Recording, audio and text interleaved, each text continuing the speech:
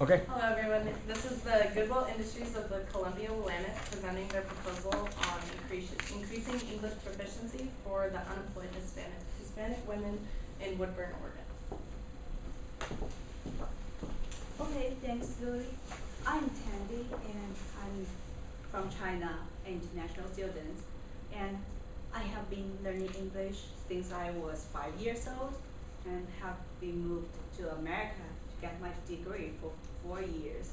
Yeah, I learning English almost 20 years.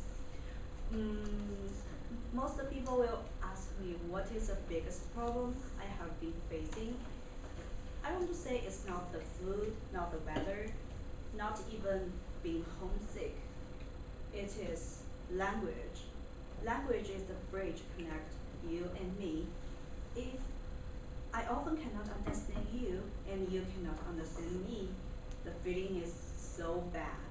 And there are some person, they have to support their family. They have little baby is waiting for the feed from work, but they have no idea about how to speak English. I believe we are thinking the same way, how they can live in America. They are in America. They are not far away. They are near us. And our group is doing the thing. And Zach will describe more about what we are doing. Thank you, Tandy. Woodburn is a city in the northern region of the state of Oregon. It is sitting between Portland and Salem. Many of you might be aware there is a very popular commercial outlet mall in Woodburn. However, some of you might not be able to see on a surface level view of the city is the low income Hispanic population. As Zoe introduced, good evening ladies and gentlemen, we are Goodwill Industries of the Columbia Willamette. We're a nonprofit organization that provides job preparation and employment services for low income populations. Our constituency today is the unemployed Hispanic female population in the city of Woodburn. We are asking for $11,000 to give a brief overview why we're here. $11,000 for our proposal to provide a 12-week summer program that will provide classes for our women to learn and improve their English proficiency skills. Our goal is to make them more employable and to give them the skills that they can utilize to be able to secure jobs following the completion of our course. It's important to recognize too there is a very severe need for this type of assistance, and the logistics are very crucial for why we should be here, and Shane will discuss a little bit why that is so important. The presence of our efforts is quite clear. This issue presents itself in several job listings that we found in the Woodburn area. We found these through conducting research for our issue. And one of the most important requirements on these listings was effective communication skills in English. Now, our constituency, they don't have the best English skills and not very proficient, so this adversely affects their chances of employment. And that's exactly what we at Goodwill Industries are aiming to do. We're aiming to increase their chances of employment. The state of Oregon, 85% of the population speaks English. In Woodburn alone, only 42% of the population speaks English. That's a big language gap, as we can see, and they have a lot of catching up to do with the rest of the state. In Woodburn, there's 6,586 Hispanic women. Of these women, 5.3% of them are unemployed. That leaves us with 349 total unemployed Hispanic women. And this is our constituency, and this is who we aim to help. I'm going to pass things off to Cameron. He's going to go over current efforts as well as our objectives. Thanks, Shane. As Shane's data has shown, this is a severe and ongoing issue. And because of this, there are some other programs that are in place that have been combating this issue. The first of which is the Chemeketa Community College, which offers a program called the ESOL, which is English for Speakers of Other Languages. And this is a good program, but one of the disadvantages is the cost. And for our constituency, they're very cost sensitive. And the cost is $20 application fee, $95 course fee, and then on top of that, cost books, parking, getting to the school, etc. It's a major issue. Another effort is the Salem Alliance Church. And this program also costs $62, but the main disadvantage is it's 30 minutes outside of town. So for our constituency, driving to and from this location, which is a 60-minute round trip, is not feasible for most of these women. And so they have to pay either gas costs, try to find transportation, which they may not have. And because of that, we move on to our own efforts here at the Goodwill. We do have a drop-in type program, which is not structured, but you drop in, you learn what you can. It's twice a week. but it's at the Woodburn Public Library, which is in the heart of downtown. So it's very easy to get to, which is a major advantage for our program. But what we want to do is expand upon that program. We want a more comprehensive, start to finish type program. You start at one point, finish above that.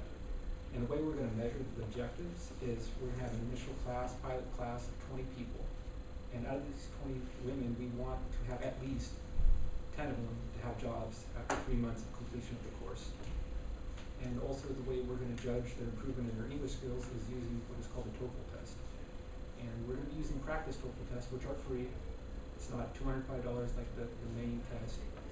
And we're going to administer one at the start of the program, and then one at the end of the program to show their progression. And for more details on the solution, I'm going to hand it off to Doug. Cool, thanks, Cameron. So, give you a little more background of our program. So it's going to be a 12-week program, classes 3 days a week, Tuesday, Thursday, Saturday. And so, going along with the course structure, we have 4 categories we're going to focus on. So, the Woodburn Family Library, the TOEFL tests, the volunteer opportunity that Carmen's going to go into in just a second, and then the Job Connections Department partnership as far as placing our women into jobs within the last 2 weeks of the program. So, diving in a little bit more, the 4 categories of curriculum they're going to focus on is reading, writing, speaking, and listening. So that goes in hand with the TOEFL testing standards. Right now, our free classes are offered at the Woodburn Public Library, and we've contacted them, and they are willing to provide our services, or their services for us for this program as well, so there's no cost for the location. And then we reached out to Kathy Boyer as well. She is one of the professional instructors of the course right now as the free drop-in, and she has agreed to pilot this course with us. Going back a little bit to the Woodburn Family Center, our partnership with them is awesome because it's so close to the public library. So it's a 2-minute drive. So pickup and drop off is really easy and accessible for them. We're offering our child care services to 5 children, and then we're going to go into a discounted rate that Nehemiah is going to talk about in just a second. But to wrap up our solution, Carmen's going to talk about TOEFL tests. As Cameron mentioned earlier, we will be using the TOEFL practice test at the beginning and end of our program to measure the change in proficiency that our women do. This tests in reading, writing, speaking, and listening. So by the end of our program, we hope that our women are proficient in all 4 of these aspects. The next part of our program is the volunteer program, which you can think of as an optional homework for our women to participate in.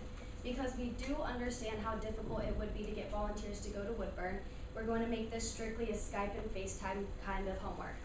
Our women simply have to get on our website, book an appointment based on their availability and the volunteers, and just implement what they learn in class.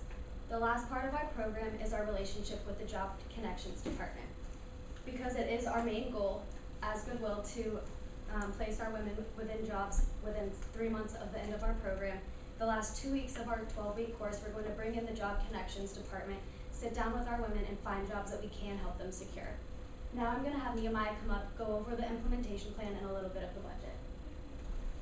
To change lives through language, we develop 5 different processes in our implementation plan.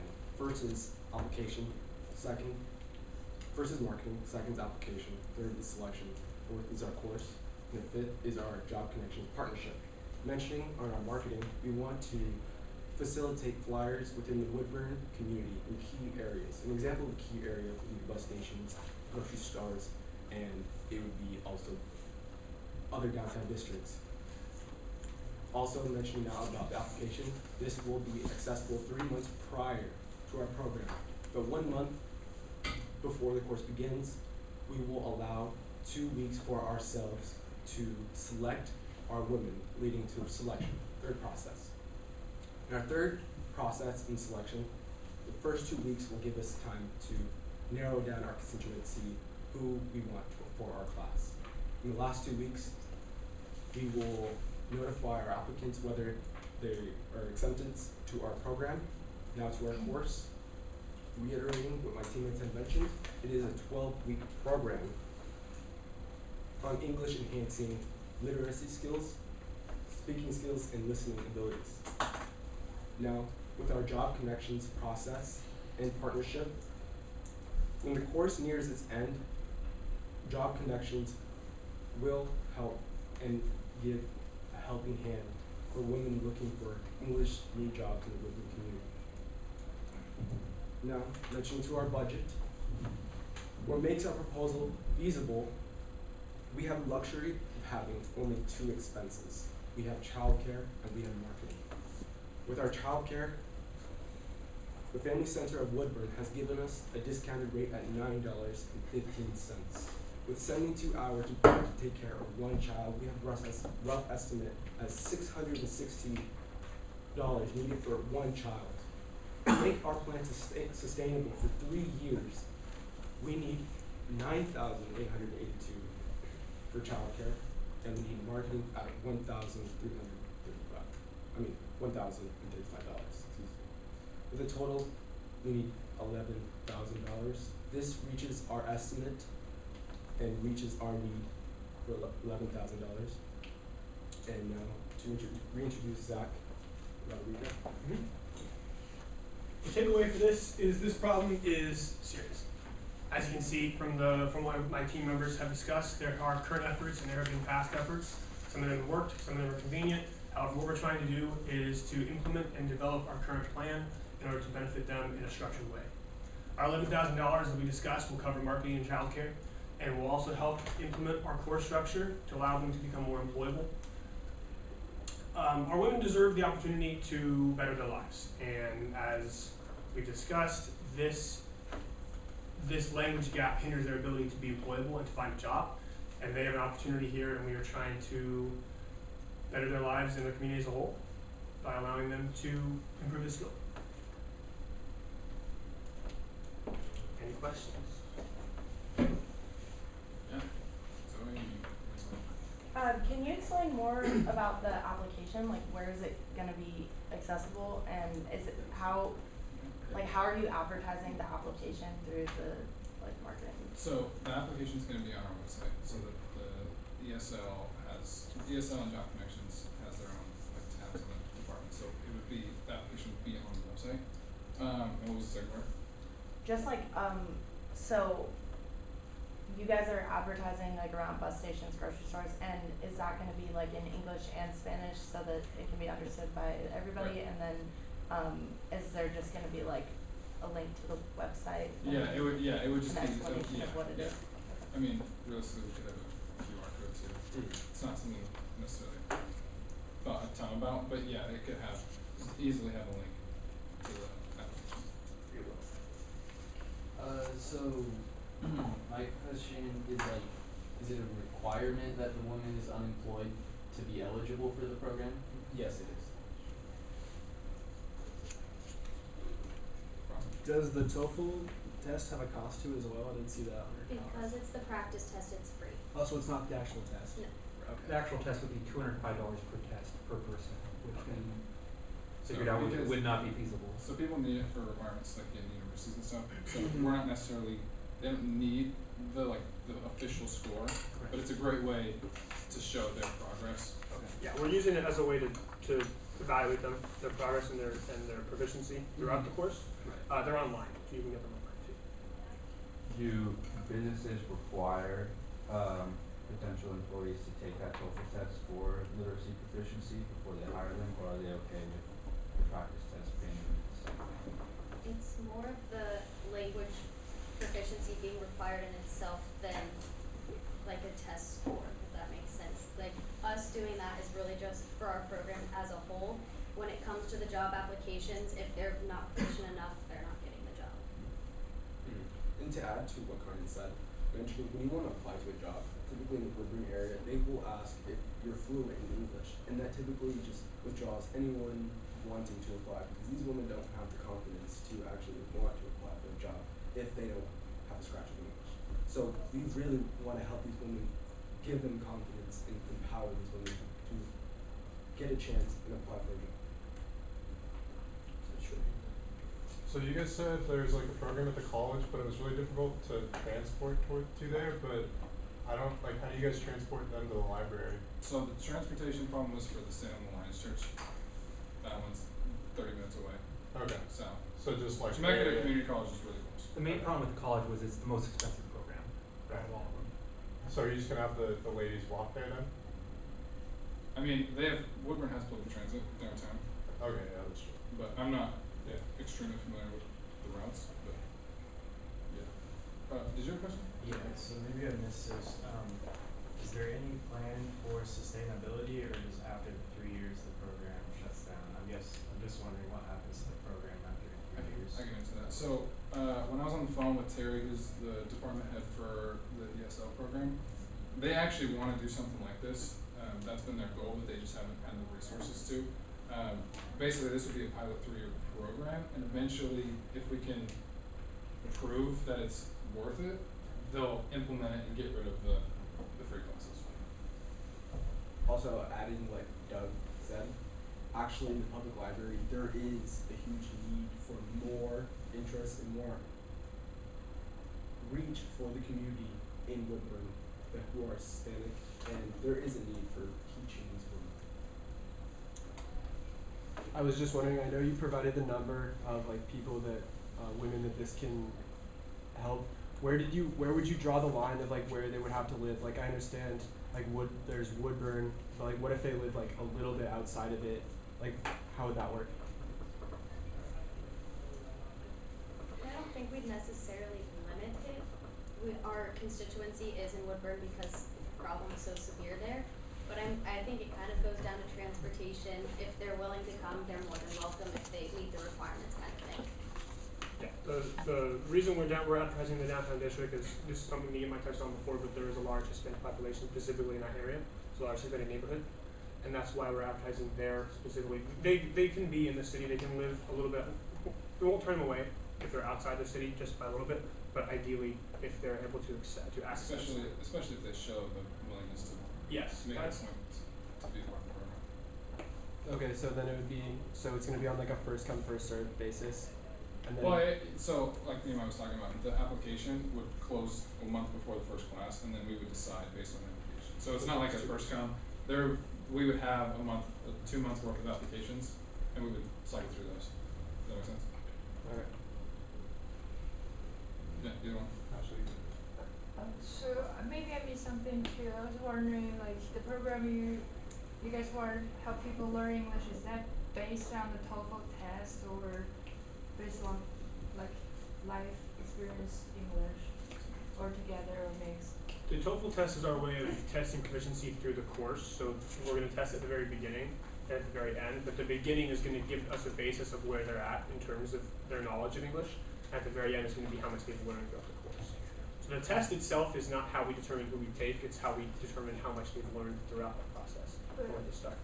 We're not teaching specifically on how to take the test or how to do well on the test. Yes, sorry. We're more interested on being able to have communication, because on, like we were talking about earlier, employers aren't necessarily looking for certifications. They're not going to look for your TOEFL score.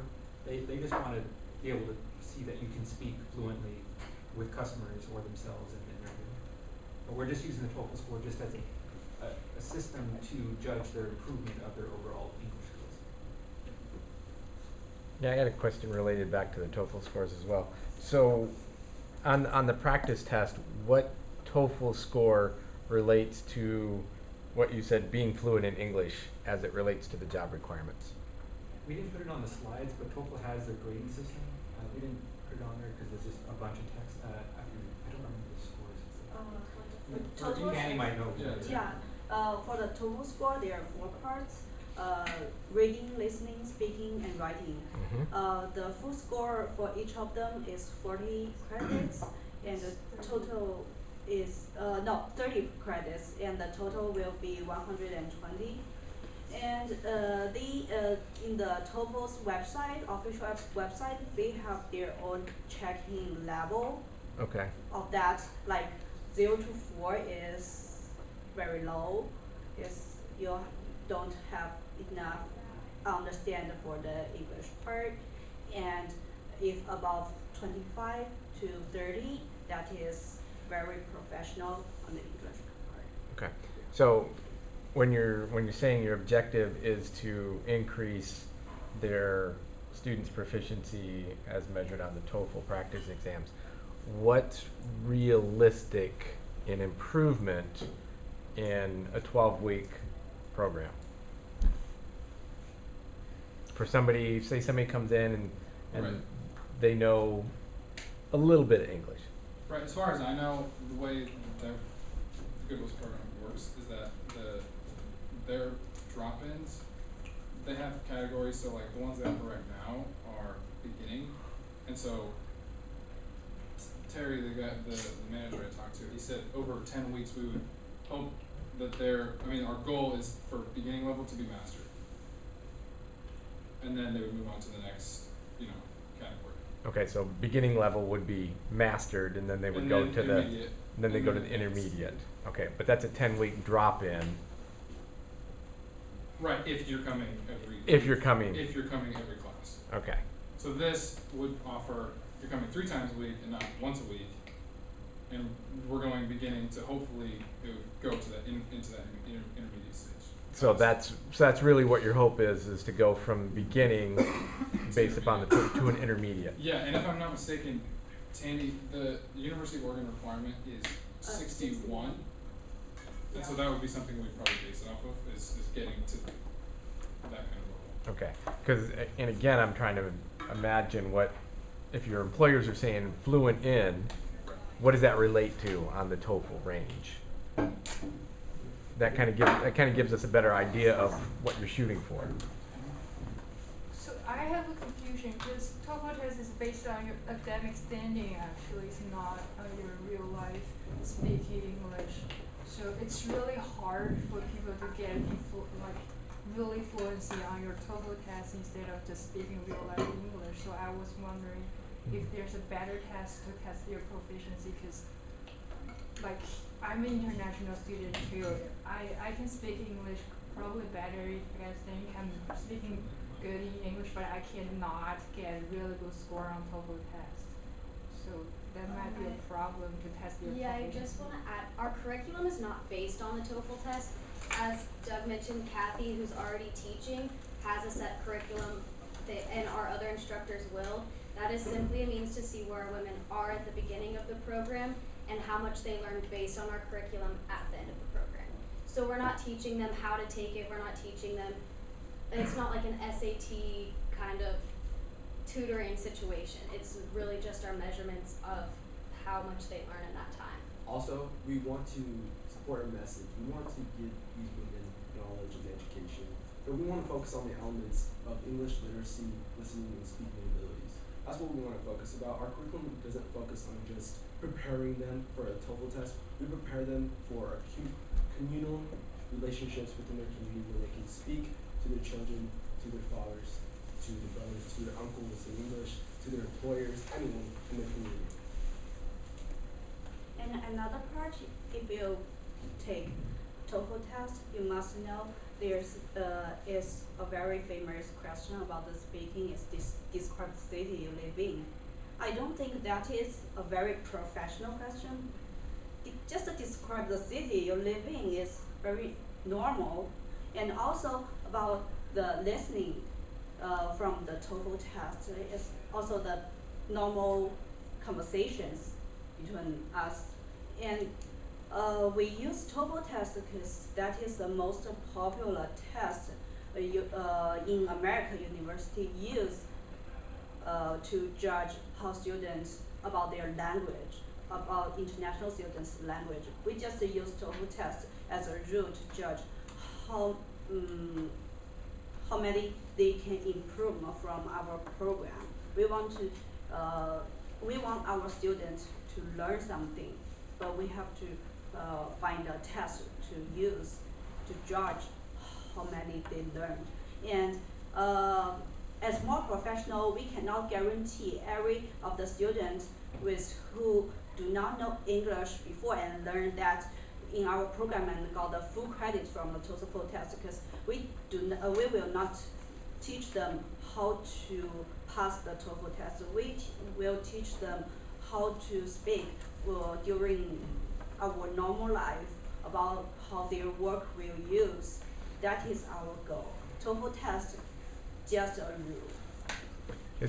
Is there a possibility that some of your employers in Woodburn, are there employers in Woodburn that give English exams to potential employees to check? No. I don't believe that would be a thing in Woodburn. They would do it I only say that because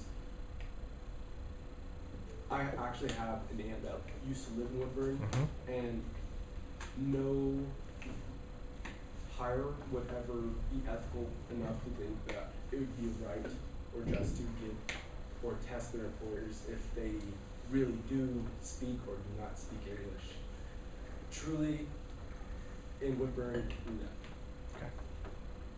So how do employers know that their potential employees have the capacity, if they're saying fluent in? Again, this class, we want to incorporate confidence in these women. Okay. And we want to empower them, let them go out there in the community and focus on what they do. Just to conclude her recent question, the class, and I know Doug is itching to say, it's specifically Kathy's curriculum, not the TOEFL test. And Kathy really cares for these people. She really loves people. She's met with Doug many times. Yeah. And she really wants these people and our women, our students, to succeed in life. So does Kathy have a pretty good track record of her students getting employment? I mean, that's. That I don't know, but I don't think I mentioned earlier, Kathy also, did I mention that Kathy teaches at Temecula Community College as well? Yeah. Okay. Yeah. So it's just another resource for her. Right. To be I'm, able to see. I'm just wondering, based upon the classes at the library that are currently there, Right. if there's a track record of people taking the class Yeah, so and then there- getting better employment so or what- upscaling so employment what or. Terry said was that the people that go consistently for like we say 10 weeks make significant progress, but it's just hard because they're dropping right now. That Right. There's no progression.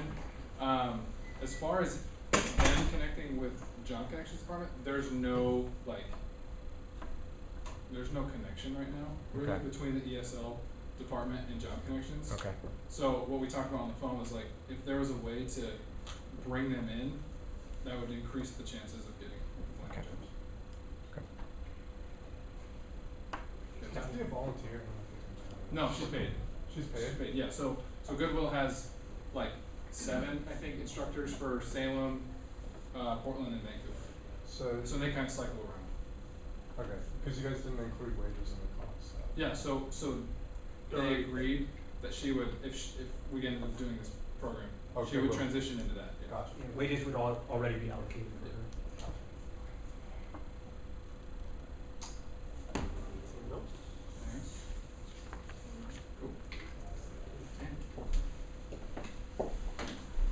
Okay, in the end, I want to share my own story. In my sophomore year, the second year, I come to University of Oregon. I try to find an internship. And I work on my resume and learn about the career fairs behavior and want to involve in America. And the thing is, when in career fair, the companies just take my resume and let me back to home and waiting for the email. I wait in email, but no email sent to me. I'm trying to find what's going on. Am I not good enough or not energetic enough or something else? And one management told me the answer. He just let me wait for a few years, practice more about the language. I think I got the answer because of the language, because I'm not that good enough for the English. This let me feel unfair, and also we don't want that to happen for more people. They got enough skills, they're good enough, but just the language. We don't want them to be stopped of the language. They need help. They need to be involved in US. We need that. Thank you.